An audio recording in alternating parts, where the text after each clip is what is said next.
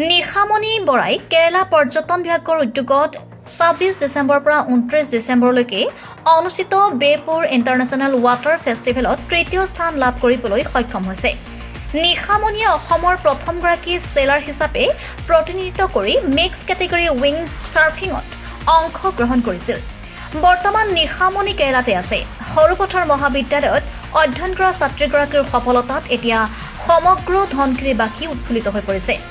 ধনশিৰিবাসীৰ বাবে এটা অচিনাকি তথা কঠিন প্ৰতিযোগিতাত সৰুপথৰ নিচিনা ভিতৰুৱা ঠাইৰ পৰা গৈ আন্তঃৰাষ্ট্ৰীয় পৰ্যায়ত অংশগ্ৰহণ কৰি তৃতীয় পুৰস্কাৰ বুটলিবলৈ সক্ষম হোৱাত সমগ্ৰ ধনশিৰিবাসীয়ে শুভেচ্ছা আৰু অভিনন্দন জনাইছে।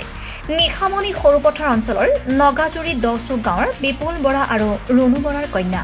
নমস্কাৰ। পোনপ্ৰথমে সকলোলৈকে ইংৰাজী নৱবৰ্ষৰ শুভেচ্ছা জ্ঞাপন কৰিলোঁ আৰু আগন্তুক অসমীয়া ভোগালী বিহুৰ হিয়াবৰা ওলগ জনালোঁ।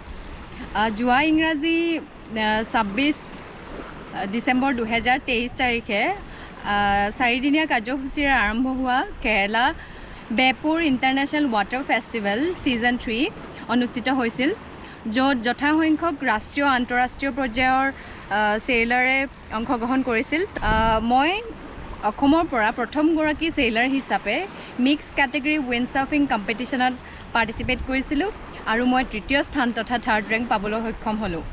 আপোনালোকে মোক আশীৰ্বাদ কৰিব যাতে লাচিতৰ দেশৰ জীয়ৰী হিচাপে দৃঢ় আত্মবিশ্বাসেৰে আগবাঢ়ি যোৱা এই যাত্ৰাত আহিবলগীয়া দুৰ্দান্ত জলযুদ্ধসমূহত মই এনেদৰে বিজয়ী হ'ব পাৰোঁ আৰু লভলীনা বা নয়নমণি বা হিমা দাসৰ দৰে অসম তথা ভাৰতবৰ্ষৰ নাম বিশ্ব দৰবাৰত সোণালী আখৰেৰে খোদিত কৰিব পাৰোঁ। ধন্যবাদ।